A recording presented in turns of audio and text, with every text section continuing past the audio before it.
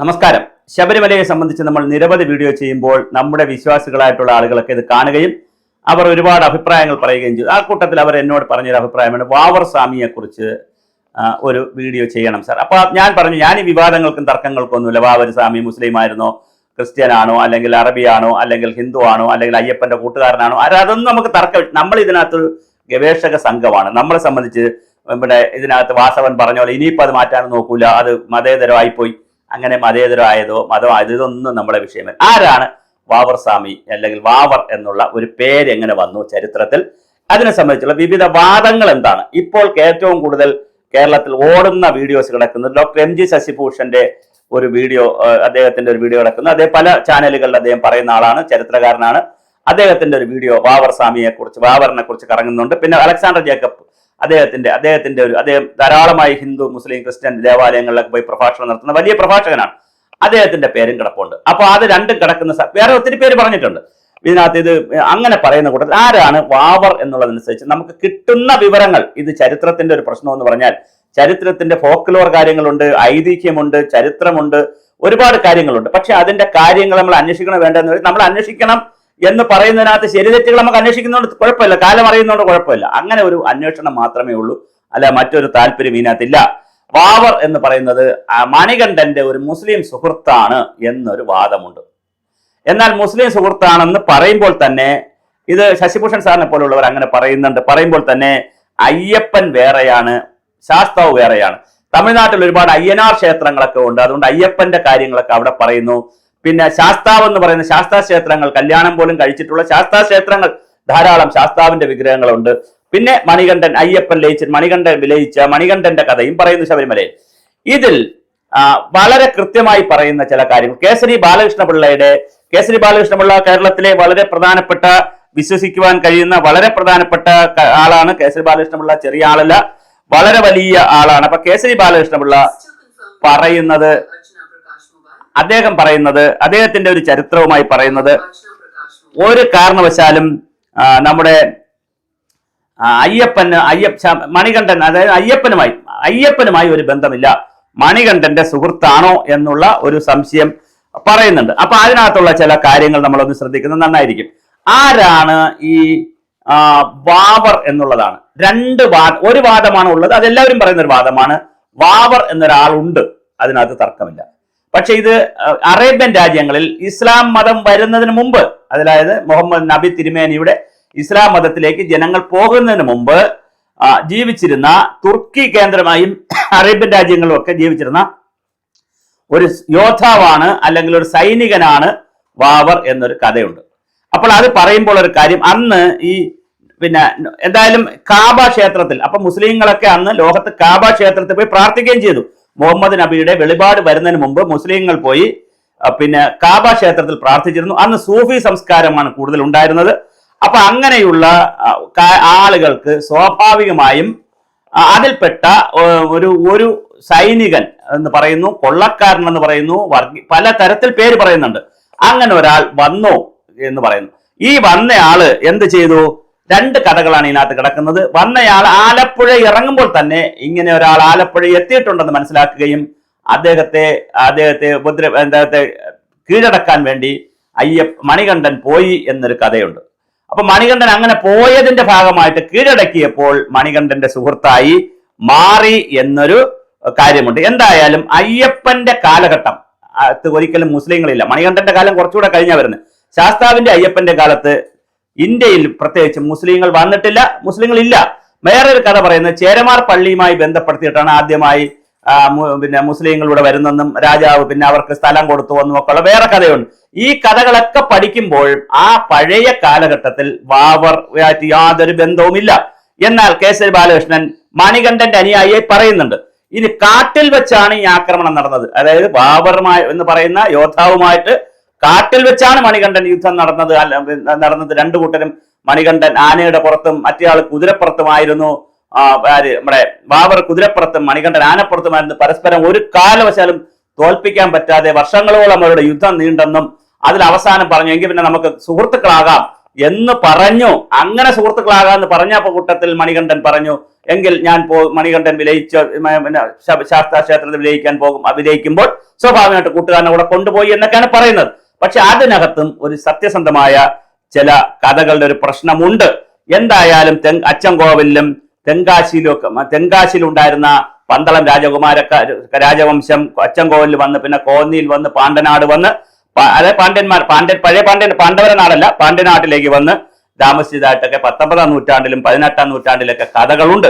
ഈ കഥകളിലൊക്കെ പറയുന്നത് വളരെ കൃത്യമായി വാവരുസ്വാമിയെ കുറിച്ചുള്ള വ്യത്യാസം തന്നെയാണ്. അതിനിടയിൽ 1938 എഴുതിയിട്ടൊരു കിളിപ്പാട്ടിൽ പറയുന്നു, ഓം അംഗരക്ഷകായ മഹാസ്തു പരിവാരായ, അംഗരക്ഷകനോടും ഒരുപാട് പരിവാരങ്ങളോടും ചെയ്തി ബാബുരായ സോഹ എന്ന് പറയുന്ന ഒരു മൂലമന്ത്രം 1938 കിളിപ്പാട്ടിൽ പറയുന്നു.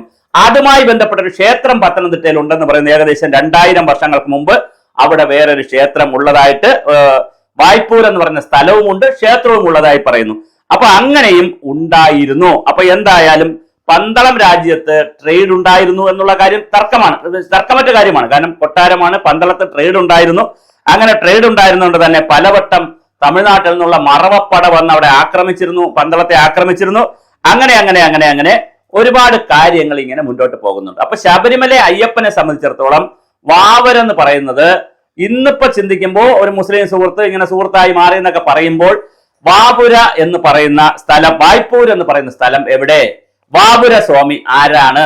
ഇത് ചരിത്രം ചർച്ച ചെയ്യേണ്ട വിഷയങ്ങളാണ്. വാപുര സ്വാമി ആരാണ്? പൂരെന്ന് പറയുന്നത് എവിടെയാണ്? കിളിപ്പാട്ടിൽ പറയുന്ന കാര്യം എന്താണ്? തുർക്കിയിൽ നിന്ന് വന്നിട്ടുള്ള ഈ സുഹൃത്ത് എന്ന് പറയുന്ന, അതായത് സുഹൃത്ത് ആരാണ്? ഇനി വേറെ ഒരു കഥ പറയുന്നുണ്ട്. അത് അലക്സാണ്ടർ ജാക്കബ് പറയുന്ന ഒരു കഥ. അയ്യപ്പൻ എന്ന് പറയുന്നത് ഈഴവ യോദ്ധാവായിരുന്നു. അപ്പോ അദ്ദേഹം പന്തളത്തിന്റെ സേനാനായകനായിരുന്നു. ആ അയ്യപ്പനാണ് പോയി നമ്മുടെ തുർക്കിയിൽ നിന്ന് വന്ന രാജാവല്ലേ ഈ സേനാധിപതി അല്ലെങ്കിൽ തുർക്കിയിൽ നിന്ന് ഈ കൊള്ളക്കാരനായിട്ടുള്ള സേന നായകനെ കീഴടക്കാൻ അയ്യപ്പൻ പന്തളം കൊട്ടാരത്തിന് വേണ്ടി ഈഴവ യോദ്ധാവായ അയ്യപ്പൻ നാല് അയ്യപ്പനെ കുറിച്ച് പറയുന്നുണ്ട്. അലക്സാണ്ടർ ജാക്കബിന്റെ കഥയിൽ 4 അയ്യപ്പനെ കുറിച്ച് പറയുന്നുണ്ട്.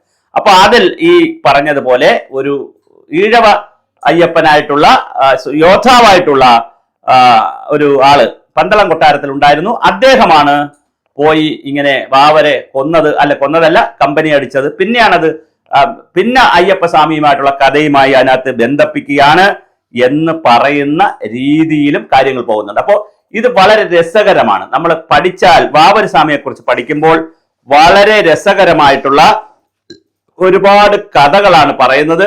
പിന്നെ പന്തളം കൊട്ടാരം വളരെ കൃത്യമായി ആ കാലഘട്ടത്തിൽ, ടിപ്പു സുൽത്താന്റെ കാലഘട്ടത്തിൽ ആക്രമണത്തെ പേടിച്ചുകൊണ്ടും തിരുവിതാംകൂറിന്റെ ദാരിദ്ര്യമുള്ളത് കൊണ്ടും അല്ലെങ്കിൽ ടിപ്പുവിനെ പേടിച്ചുകൊണ്ടുമൊക്കെ പന്തളം കൊട്ടാരത്തിന്റെ സൈന്യത്തെയും അതുപോലെ തന്നെ കൊട്ടാരത്തിന്റെ സ്വത്തും അല്ലെങ്കിൽ പൈസയും ഒക്കെ ആവശ്യപ്പെട്ടിരുന്നുവെന്നും അവർക്കത് കൊടുക്കാൻ പറ്റാത്തതുകൊണ്ട് ശബരിമലയെ അവർ തിരുവിതാംകൂറിന് പ്ലഡ്ജ് ചെയ്തുവെന്നും അങ്ങനെ തിരുവിതാംകൂറുകാർ ആ പ്ലഡ്ജ് ചെയ്ത് കിട്ടിയ ശബരിമലയെ അതിന്റെ കാര്യങ്ങൾ നോക്കി നടത്താൻ റാന്നി തായ് വഴിയെ അല്ലെങ്കിൽ ദേശവഴിയെ ഏൽപ്പിച്ചിരുന്നുവെന്നും റാന്നി ദേശവഴിക്കാർ ഇങ്ങനെ ചെറിയ പൈസയൊക്കെ കിട്ടുന്നതും ഒക്കെ അല്ലെ ആനയൊക്കെ വല്ലപ്പോഴ കിട്ടുകയാണെങ്കിൽ കാട്ടിൽ നിന്നൊക്കെ പിടിച്ചാൽ അല്ല കിട്ടുകയാണെങ്കിൽ അതിനെ കൊണ്ട് രാജാവിന് തിരുവിതാംകൂർ കൊടുത്തിരുന്നു എന്നൊക്കെയുള്ള ഒരുപാട് കഥകൾ. പക്ഷെ ഈ കഥകളിൽ ഒന്നും തന്നെ വാവർ സ്വാമിയെ ബന്ധിപ്പിക്കുന്നില്ല, അല്ലെങ്കിൽ വാവറിനെ ബന്ധിപ്പിക്കുന്നില്ല. അപ്പൊ വാവർ ആരാണ്? വാവരു ആരാണ്? വാവര് സ്വാമി ആരാണ്? ഗോത്രവർഗക്കാരനായിരുന്ന അല്ലെങ്കിൽ അറബി നാട്ടിലുണ്ടായിരുന്ന അറബി നാട്ടിലുണ്ടായിരുന്ന തുർക്കിയിലും അല്ലെങ്കിൽ അറബിയുടെ നാട്ടിലുണ്ടായിരുന്ന ഒരു വ്യക്തി കേരളത്തിൽ വന്നതാണോ? അദ്ദേഹത്തെയാണോ ഇങ്ങനെ വന്നിരിക്കും? പിന്നെ ഒരു കാര്യം കൂടെ പറഞ്ഞ് അവസാനിപ്പിക്കാം. ഈ യോദ്ധാവായിട്ട് വന്നെങ്കിലും അദ്ദേഹം ആലപ്പുഴ വെച്ചാണെങ്കിലും അല്ല കാട്ടിൽ വെച്ചാണ് മണികണ്ഠനുമായിട്ട് യുദ്ധം നടന്നതെങ്കിൽ അല്ല അയ്യപ്പനുമായിട്ട് നടന്ന ആലപ്പുഴയിൽ വെച്ച് നടന്ന യുദ്ധമായാലും രണ്ടായാലും ഈ വന്ന വാവർ എന്ന് പറയുന്ന ആൾ കീഴടങ്ങി എന്നാണ് പറയുന്നത്. അപ്പൊ കീഴടങ്ങിയതിന് ശേഷം പിന്നെ എന്താണ് സംഭവിക്കുന്നത് എന്നുള്ളത് നമുക്കറിയില്ല. എന്തായാലും ഇതൊക്കെ തീരുമാനിക്കേണ്ടത് കോടതിയല്ല, അവിടെയാണ് നമ്മുടെ വളരെ പ്രധാനപ്പെട്ട കാര്യം. ഇതൊക്കെ തീരുമാനിക്കേണ്ടത് ചരിത്രത്തിന്റെ രേഖകളും ചരിത്ര കാലത്തെ കാര്യങ്ങളും ഒക്കെ വെച്ചുകൊണ്ട് ഇതെന്താണ്, ആരാണ്, എവിടെയാണെന്നൊക്കെ തീരുമാനിക്കേണ്ടത് തന്ത്രിമാരും അതിന്റെ ബന്ധപ്പെട്ടവരുമാണ്. പക്ഷെ ഇന്നിപ്പോ എരുമേലിയിലെ ആയിട്ടുള്ള വാവര് സ്വാമിയുടെ അവിടെ ധാരാളം തുക കിട്ടുന്നുകൊണ്ട് അവിടെ 2 തരം ഗുണ്ടിക വെച്ചിരുന്നതായിട്ടൊക്കെ പറയുന്നു. ഒന്ന് വാവര് സ്വാമിക്ക് വേണ്ടിയിട്ടുള്ള ഒരു വലിയ വാർപ്പ് ഗുണ്ടികയും ശബരിമല ദേവസ്വം ബോർഡ് വെച്ചിരിക്കുന്ന ഗുണ്ടികയും അവിടുത്തെ സെക്യൂരിറ്റിക്കാരനെ സ്വാധീനിച്ച് ധാരാളം പൈസ ഗുണ്ടികയിൽ ഇടുന്നതിന് പകരം, ഗുണ്ടിക ഇങ്ങനെ അടഞ്ഞതാണ്, അതിനകത്ത് ഇടുന്നതിന് പകരം ഹോൾ മാത്രമേ ഉള്ളൂ, ഇപ്പുറത്തെ ചരുവത്തിൽ ഇടിവിക്കുമെന്നും അതിൽ നിന്ന് കമ്മീഷൻ കൊടുക്കും എന്നൊക്കെ പറഞ്ഞ ഒരുപാട് കഥകളുണ്ട്. അതൊക്കെ ശശിഭൂഷൺ സാറൊക്കെ നേരിട്ട് കണ്ടിട്ടുണ്ടെന്നുള്ള നിലയിലൊക്കെ പറയുന്നത്. അപ്പൊ അത്തരത്തിലുള്ള കഥകൾ ഒരുപാട് ഇറങ്ങുന്നുണ്ട്. കഥകളിൽ അത്തരത്തിലുള്ള കാര്യങ്ങളും പുറത്തു വരുന്നു. എന്തായാലും വാവറിനെ സംബന്ധിച്ചിടത്തോളം വാവർ സ്വാമിയാണോ, വാപുര സ്വാമിയാണോ, അതോ തുർക്കിയിൽ നിന്ന് വന്നിട്ടുള്ള സൈനികനായിട്ടുള്ള കൊള്ളക്കാരനായിട്ടുള്ള ആളാണോ, അതോ രാജാവാണോ, ആരാണ് വാവർ എന്നുള്ളതിന്റെ ചർച്ച ചരിത്രത്തിൽ നടക്കട്ടെ. നമ്മൾ എല്ലാ കാര്യവും ചർച്ച ചെയ്യുന്നുണ്ടല്ലോ. അംബേദ്കറിന്റെ കാലം മുതൽ എല്ലാവരും ചർച്ച ചെയ്യുന്നുണ്ടല്ലോ. ബുദ്ധന്റെ കാലം ചർച്ച ചെയ്യുന്നുണ്ടല്ലോ. ശബരിമലയിൽ പിറകിലോട്ട് പോയി ബുദ്ധക്ഷേത്രമാണെന്ന് സ്ഥാപിക്കാൻ എന്തോരം റിസർച്ചാണ് നമ്മുടെ ചാനലുകളിൽ വരുന്നത്, അല്ലെങ്കിൽ യൂട്യൂബിൽ വരുന്നത്. എത്ര ആളുകളാണ് റിസർച്ച് ചെയ്യുന്നത്? യുക്തിവാദികളും മുക്തിവാദികളും ഒക്കെ, മാളവികയെ പോലെയുള്ള ആളുകളൊക്കെ ഭയങ്കരമായിട്ട് ചർച്ച ചെയ്ത് കൊണ്ടുവരികയാണ് ശബരിമല ബുദ്ധന്റെ ക്ഷേത്രമായിരുന്നുവെന്ന്. അത് കുഴപ്പമില്ല. ശാസ്താ ക്ഷേത്രമായിരുന്നു കൊണ്ടുവരികയാണ് കുറച്ചു പേര്. മലയരയന്മാരുടെ ക്ഷേത്രമാണെന്ന് സണ്ണി പൈക്കാടിനെ പോലെയുള്ള ആളുകൾ കൊണ്ടുവരികയാണ്. പക്ഷേ വാവർ ഇസ്ലാമായിരുന്നെന്നോ, ഇസ്ലാമിന് മുമ്പുള്ള അറബി ആയിരുന്നെന്നോ, ഗോത്രവർഗക്കാരനായിരുന്നെന്നോ, കേരളത്തെ കീഴക്കാൻ വന്ന കൊള്ളക്കാരനാണെന്നോ ആരെങ്കിലും പറഞ്ഞാൽ അത് വർഗീയതയാകും. അത് നമുക്കിവിടെ ജീവിക്കാൻ പറ്റൂല. ഉടൻ തന്നെ വരും ഇന്ത്യൻ ഭരണഘടന, ഇന്ത്യൻ മതേതരത്വം. ഉടനെ എല്ലാവരും ചാടി അത് പറഞ്ഞ സ്വാമിക്കെതിരെ കേസ് കൊടുക്കും, സ്വാമിയെ അടിക്കാൻ പോവും, എല്ലാം പറയും. മറ്റേതൊക്കെ നമുക്ക് അന്വേഷിക്കാം, ഒരു തർക്കമില്ല നമുക്ക്. ശബരിമല അയ്യപ്പന്റെ പിറകെ പോയി ബുദ്ധനാണോ, ശാസ്താവാണോ, അരയക്ഷേത്രമാണോ, മലയരയന്മാരാണോ, എല്ലാം നമുക്ക് അന്വേഷിക്കാം. പക്ഷെ വാവർ മുസ്ലിം അല്ല എന്ന് നമുക്ക്, അല്ലെങ്കിൽ വാവർ ഇതുമായിട്ട് ബന്ധമില്ല എന്നുള്ളത് ദയവായി നിങ്ങൾ അന്വേഷിക്കരുത്. അന്വേഷിച്ചാൽ ഇവിടുത്തെ മതത്തിന് വലിയ ബുദ്ധിമുട്ട് വരും.